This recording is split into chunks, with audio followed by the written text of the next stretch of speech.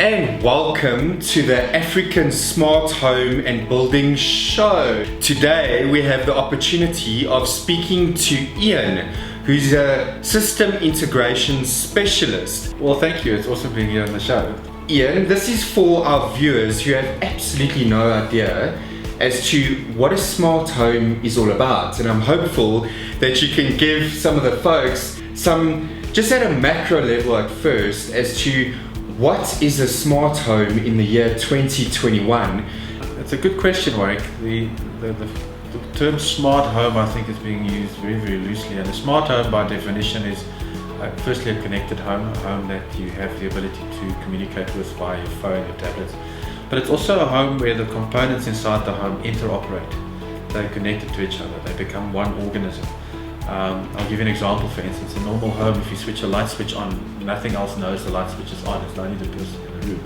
A smart home, when a light switch is switched on, or if a light switch goes on, that forms part of the rest of the house. So you can physically see the status change on a interface, for instance, the touchscreen. So a smart home is typically a connected home where we have all the parts of the home interconnected as an organism. And tell me, Ian, who is a smart home actually for? Well, it depends on what the person wants from a smart home. You know, you can have a smart home with some very basic smarts, lighting control being one of them, having your security incorporated into the smart home. Just having access to these from your phone has already got some smart home functionality into it. The next person may turn around to you and say that I expect my home to have all the bells and whistles. I want something that is intuitive, yet I want something that is fully fledged, from a lighting control, from a pool control, from a irrigation control, from all of those. They want their music distributed throughout the house. They want to be able to watch movies throughout the house. So really the question is to be asked to the person who wants to build a smart home. There's a couple of key components that add value to the home. So that if the guy's reselling his home, distributed music and video is a big key component. Lighting control is a very big key component. I know that in some of these states... So, sorry to interrupt, Ian, but coming back to who the smart home is for, the first thing that came to my mind was perhaps a busy individual, mom or dad, coming home, and they don't particularly want their cell phone with them. So speak me through that scenario. Like, it's a smart home and they walk into the front door.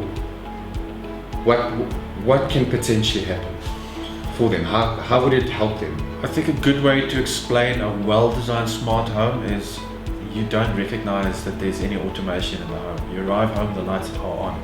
You switch the alarm on in the evenings, the lights switch off automatically and they become ready to switch on if someone's in the garden. You can use the home in its normal fashion without you having to have a phone on you. There are touchscreens on the walls that you can walk up to and use that. So from a businessman's perspective, no, you don't need to have your phone on you to control your home. What you should try and achieve with a smart home is you should try and achieve a smart home that has many of the functionalities that you would assume as normal to daily things built in as automation. So for instance, I'll give you an example. It's sunset in the evenings. Sometimes you have to switch the outside lights on.